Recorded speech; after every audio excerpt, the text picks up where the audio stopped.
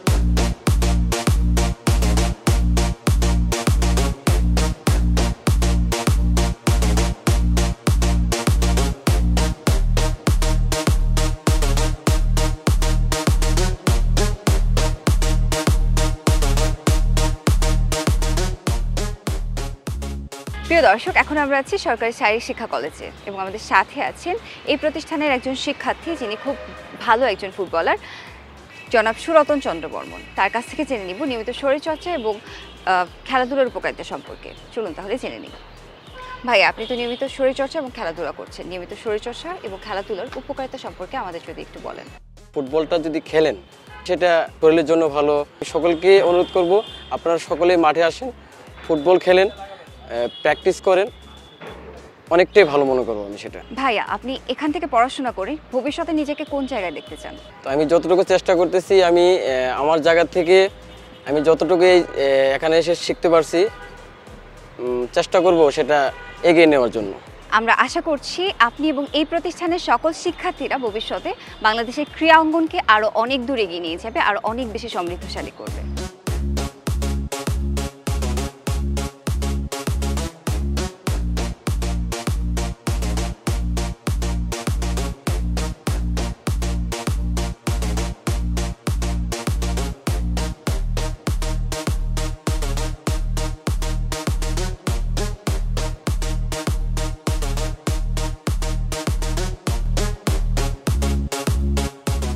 প্রিয় দর্শক, গত পর্বে আমরা জেনেছি ফুটবল খেলার প্রস্তুতিমূলক পর্ব বা ওয়ার্মিং আপ সম্পর্কে।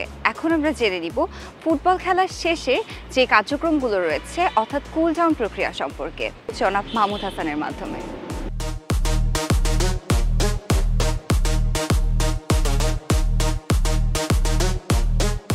প্রিয় দর্শক, খেলাধুলা শুরুর পূর্বে শরীরকে গরম করার জন্য যেমন স্ট্রেচিং এবং ওয়ার্ম আপ প্রয়োজন, তেমনিভাবে খেলা শেষে শরীরকে পূর্বের অবস্থায় ফিরিয়ে আনার জন্য কুল ডাউন প্রয়োজন। চলুন আমরা খেলা শেষে, অর্থাৎ ফুটবল খেলা শেষে আমরা এখন শরীরকে পূর্বের অবস্থায় ফিরিয়ে নেওয়ার জন্য যে কুল ডাউনগুলো করব, আজকে দলনেতা নাসির হোসেনের মাধ্যমে আমরা সেটা দেখে নেই। প্রথমেই শুরু করবে টো টাচের মাধ্যমে। টো টাচটা যখন করবে, নি প্রপার স্ট্রেট থাকবে। আমি একটু সাইডে ঘুরিয়ে দেখাই। নিটা স্ট্রেট থাকবে এবং টোটাকে সুন্দরভাবে দুই হাতে, অর্থাৎ বাম হাতে বাম পায়ের টো এবং ডান হাতে ডান পায়ের টো এভাবে ধরে হেডটাকে নিচের দিকে যতদূর পেরেছে রিল্যাক্সে ছেড়ে দিয়েছে। এভাবে আপনাকে 10 সেকেন্ড ধরে থাকতে হবে। চলুন পরবর্তী স্টেপ দেখে নেওয়া যাক। ক্রস লেগ, অর্থাৎ বাম পা ফিক্সড রেখে ডান পাকে বাম পায়ের সামনে দিয়ে ক্রস করে টো দুইটাকে এক জায়গায় রেখে এরপর দুই হাত দ্বারা টো টাচ করব। লক্ষ্য রাখুন, আগের পজিশনটায় রয়েছে শুধুমাত্র পা দুইটা একটি অপরটিকে ক্রস করেছে, অর্থাৎ বাম হাত ডান পাকে এবং ডান হাত বাম পাকে টাচ করেছে।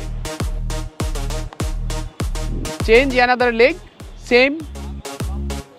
এভাবে 10 সেকেন্ড হোল্ড, প্রত্যেকটাতে 10 সেকেন্ড পর্যন্ত আপনাকে ধরে থাকতে হবে।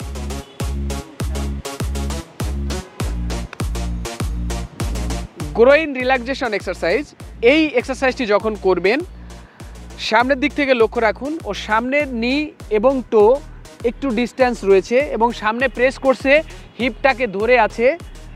ডান সাইডে একটু টার্ন করে দেখানোর জন্য অনুরোধ জানাচ্ছি। যখন ডান পায়ের উপর প্রেস করছে, বাম পাটাকে সে 45 ডিগ্রি অ্যাঙ্গেলে ধরে রেখেছে, যার ফলে তার গ্রোয়িং রিল্যাক্স পাচ্ছে। এভাবেও 10 সেকেন্ড ধরে থাকতে হবে। Touch your to and hold 10 seconds. Change another leg, same style.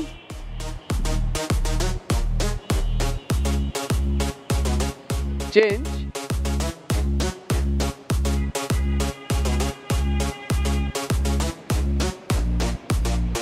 Change.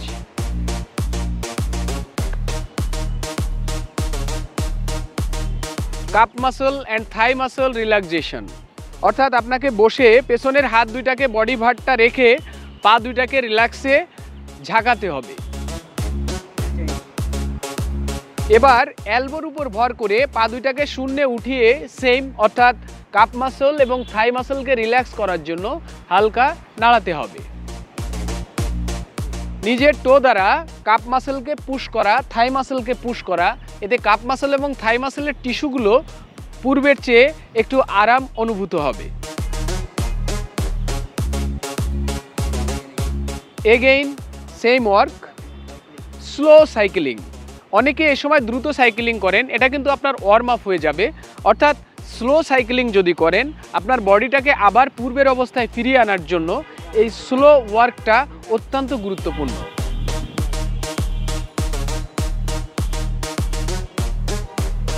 Change. এবার নিটাকে চেস্টের সঙ্গে যতদূর সম্ভব প্রেস করে রাখছে, পাশাপাশি অ্যানাদার লেগ অর্থাৎ অন্য পাটাকে সে স্ট্রেট রেখেছে, টো পয়েন্টেড করেছে। Change another leg, hold 10 seconds.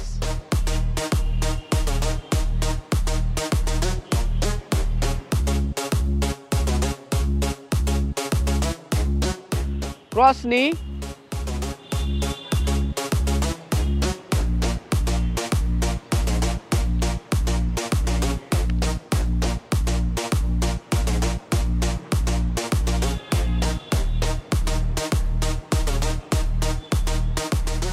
এই কুল ডাউনের ফলে তার হিপের যে মাসলগুলো রয়েছে এগুলো রিল্যাক্স পাচ্ছে।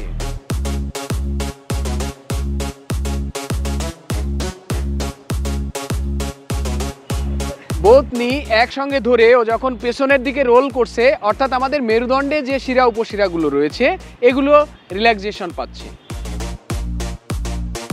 যে কোনো খেলায় অংশগ্রহণের পূর্বে ওয়ার্মিং আপটা যেমন জরুরি, তেমনিভাবে সেই খেলা শেষে আপনাকে কুল ডাউনটা করে নিতে হবে, কারণ শরীরকে আবার পূর্বের অবস্থায় ফিরিয়ে আনতে হলে কুল ডাউন অবশ্যই করতে হবে। আর আপনি যদি নিয়মিত খেলাধুলায় অংশগ্রহণের পূর্বে স্ট্রেচিং ওয়ার্ম আপ করেন এবং খেলা শেষে কুল ডাউন করেন, তাহলে খুব সহজেই আপনি ইনজুরি থেকে পরিত্রাণ লাভ করবেন এবং পরবর্তী দিনের যে খেলায় অংশগ্রহণ বা পরবর্তী যে কার্যক্রমগুলো রয়েছে সেগুলোই সহজেই অংশগ্রহণ করতে পারবেন। ধন্যবাদ সবাইকে। প্রিয় দর্শক, এখন আমরা আছি সরকারি শারীরিক শিক্ষা কলেজে এবং আমাদের সাথে আছেন এই প্রতিষ্ঠানের একজন শিক্ষার্থী যিনি বাংলাদেশ ফুটবল ফেডারেশনের সি ডিপ্লোমা কোচ। তার কাছ থেকে জেনে নিব নিয়মিত শরীরচর্চা এবং খেলাধুলার উপকারিতা সম্পর্কে। ভাইয়া, আপনি তো নিয়মিত শরীরচর্চা এবং খেলাধুলা করছেন। জি। নিয়মিত শরীরচর্চা এবং খেলাধুলা আমাদের শরীরকে সুস্থ রাখার জন্য কতটুকু কার্যকরী বলে আপনি মনে করেন? জি, আমরা শারীরিক শিক্ষা কলেজে আমরা নিয়মিতই বিভিন্ন অ্যাক্টিভিটিস কার্যক্রম করি। খেলাধুলা করলে আমাদের শরীর সুস্থ এবং মাইন্ড ফ্রেশ, বিভিন্ন খারাপ কাজ থেকে আমাদের দূরে রাখে, শরীরকে বিভিন্নভাবে আমাদের সুস্থ রাখে।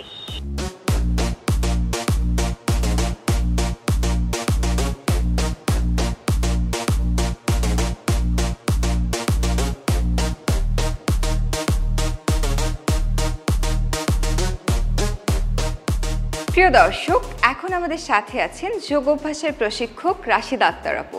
তার কাছ থেকে জেনে নিব যোগ অভ্যাসের নতুন কিছু নিয়ম। চলুন তাহলে শিখে নিই। আমি রাশিদা আক্তার। আজকে যে যোগ অভ্যাসগুলো আপনাদের করে দেখাবো, প্রথমটি হচ্ছে অর্ধচন্দ্রাসন এবং দ্বিতীয়টি হচ্ছে পদহস্তাসন, অর্থাৎ ব্যাক বেন্ডিং এবং ফরওয়ার্ড বেন্ডিং। তাহলে চলুন আসনটি দেখে নেওয়া যাক। শুরুতে যে কোনো আসন করার আগে আমরা অবশ্যই একটু ওয়ার্ম আপ করে নেব। এভাবে সোজা হয়ে দাঁড়িয়ে কোমরে হাত দিয়ে সাইড টু সাইড টুইস্ট করব। আমি 5 বার করছি, আপনারা 10 থেকে 20 বার টুইস্ট করে নেবেন। ওকে, রিল্যাক্স। দম নিব নাক দিয়ে, ছাড়বো মুখ দিয়ে। পুরো শরীরটাকে রিল্যাক্স করে দিয়ে এইবার আমরা অর্ধচন্দ্রাসনে যাচ্ছি। দুটো পা সোজা থাকবে জোড়া অবস্থায়, দু হাত শরীরের দুপাশে থাকবে। দম যখন নিচ্ছি ধীরে ধীরে দু হাত মাথার উপরে সোজা টান টান অবস্থায় রেখে দু হাতের তালু একত্রে করে এক হাতের বৃদ্ধাঙ্গুল আরেক হাতের বৃদ্ধাঙ্গুলকে শক্ত করে জড়িয়ে ধরে দম নিব। দম যখন ছাড়বো ধীরে ধীরে পেছনে বেন্ড হব। এখানে একটি কথা বলে রাখবো, আমার লাম্বার এরিয়াটাকে সামনের দিকে প্রথমে পুশ করতে হবে, অর্থাৎ কোমরের অংশটাকে আগে সামনে পুশ করব। এবার দেহের উপরের অংশ ধীরে ধীরে দম ছাড়তে ছাড়তে বেন্ড হচ্ছি। আমি 5 সেকেন্ড থাকবো।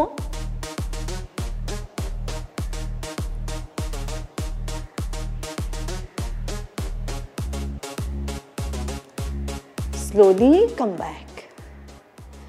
এই অবস্থায় আমরা দম নিয়ে দম ছাড়তে ছাড়তে পদহস্তাসনে যাচ্ছি। পদহস্তাসনে শুরুর দিকে আমাদের ফ্লোরে হাত টাচ করবে না। এখানে আরেকটি কথা, আমি যখন সোজা হয়ে মেরুদণ্ড টান টান করে যাচ্ছি ঠিক এই অবস্থাতেই যাব, আমরা পিঠ কুজু করে যাব না। অনেকে হচ্ছে আমরা এভাবে করি, পিঠটাকে কুজু করে যাই, এটা আমরা করব না। আমরা মেরুদণ্ড টান টান রেখে দম নিয়ে দম ছাড়তে ছাড়তে স্লোলি। শুরুতে আমাদের হাত ফ্লোরে টাচ করবে না। ডে বাই ডে আমরা যখন অভ্যাস করতে থাকবো ধীরে ধীরে হাতটা ফ্লোরে টাচ করবে। এবং আরেকটি বিষয় খেয়াল রাখতে হবে, হাঁটু যেন কোনোভাবে না ভাঙে। ব্রিদিং আমার নর্মাল থাকছে, স্ট্রেচিংটা ফিল করছি। Slowly come back.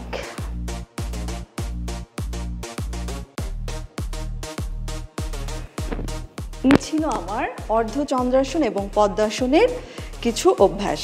আমরা ব্যাক বেন্ডিং অবস্থায় যখন থাকবো চেষ্টা করব 10 থেকে 20 সেকেন্ড থাকার, তবে জোর করে থাকার চেষ্টা করব না, যতটুকু আরাম করে থাকা যায় থাকবো। একইভাবে পদহস্তাসনেও আমরা জোর করে থাকার চেষ্টা করব না, আরাম করে রিল্যাক্সলি আমরা পদহস্তাসনে থাকবো। চলুন আমরা জেনে নিই অর্ধচন্দ্রাসনের কিছু উপকারিতা।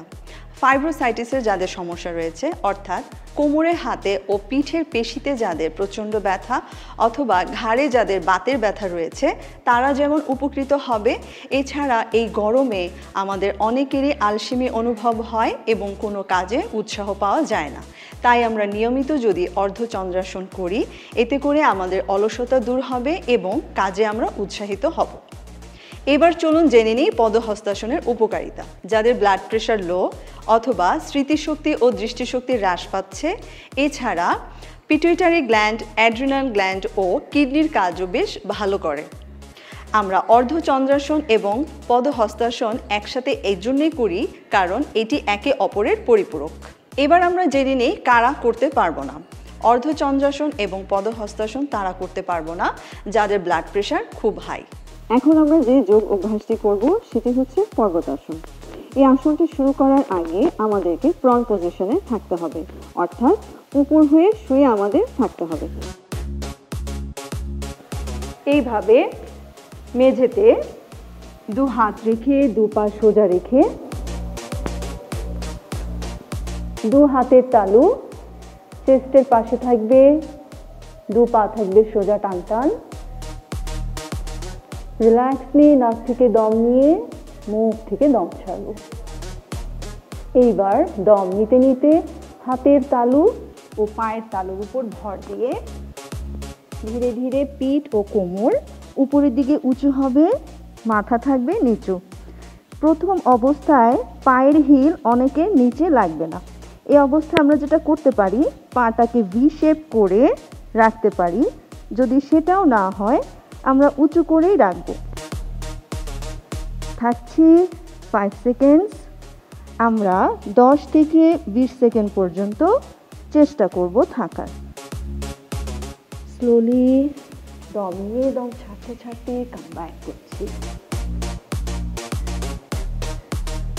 রিল্যাক্সলি দম নিয়ে দম ছাড়বো।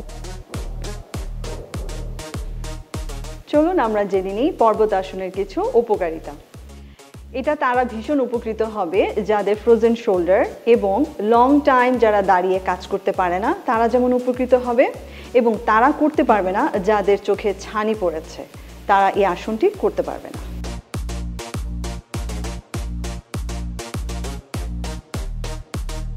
প্রিয় দর্শক, দেখতে দেখতে শেষ হয়ে গেল আমাদের আজকের আয়োজন। আবারও দেখা হবে সুস্থ থাকার নতুন কোনো কৌশল নিয়ে। ততক্ষণ পর্যন্ত সবাই ভালো থাকুন, সুস্থ থাকুন, নিয়মিত শরীরচর্চা করুন, আসুন সুস্থ থাকি অনুষ্ঠানের সাথেই থাকুন। আল্লাহ হাফেজ।